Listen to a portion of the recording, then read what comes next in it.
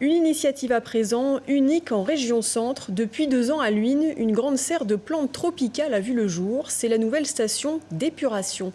Elle utilise des plantes pour assainir les eaux usées car les plantes sont capables d'éliminer les métaux lourds, le chlore et autres polluants. Seuls 30 équipements de ce type existent en France. De quoi donner des idées aux grandes villes du monde entier. Aurélie Renaud. Menthe aquatique, iris, hibiscus, une vingtaine de plantes tropicales poussent tranquillement dans cette serre de 300 mètres carrés. Et pourtant, nous ne sommes pas dans une jardinerie, mais dans une station d'épuration. Depuis 2 ans, les plantes participent à la dépollution des eaux usées de Luynes et de ses 5000 habitants. Sur les racines, les micro-organismes naturellement présents optimisent l'élimination des polluants. Les toilettes sèches, c'est le même principe, un peu plus simple. On évite de mettre des produits chimiques et on laisse la nature travailler. C'est ce que l'on fait avec ces plantes, en les accélérant un petit peu le procédé. Le deuxième avantage, c'est l'économie. Cette station, par exemple, elle économise par jour 6 mètres cubes d'eau en moins.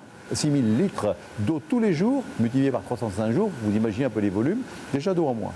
C'est moins d'électricité, c'est moins de chlorure ferrique. Le chlorure ferrique, c'est un produit que l'on ajoute dans le process du traitement pour permettre justement de retrouver une eau de grande qualité, de séparer les boues de l'autre côté. Eh bien, on en met moins que l'on en mettrait s'il n'y avait pas ce procédé-là. Coût de cette station d'épuration conçue par Veolia, 3 700 000 €, financé aux 2/3 par la métropole.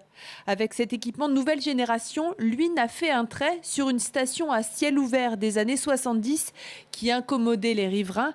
Les mauvaises odeurs sont un vieux souvenir. Alors, vous voyez, là, on est dans la serre, au-dessus d'une des filières de traitement. On ne sent rien, absolument rien. Et pourtant, regardez, l'eau, elle n'est pas loin, les effluents sont là. Vous les voyez.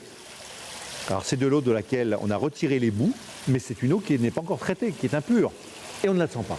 Vous n'imaginez pas le nombre de visites que cette station a. D'ailleurs, récemment, j'ai même accueilli une délégation d'une grande ville cambodgienne qui est venue ici, le maire et ses 20 techniciens et adjoints, pour venir en France spécialement pour voir ce type de procédé, car ils rêvent d'installer la même chose à Saïgon. Autre avantage de ce nouveau système, le recyclage des déchets organiques. Une fois dépollués, ils sont transformés en compost. Chaque semaine, 13 tonnes d'engrais naturels sont données aux agriculteurs locaux.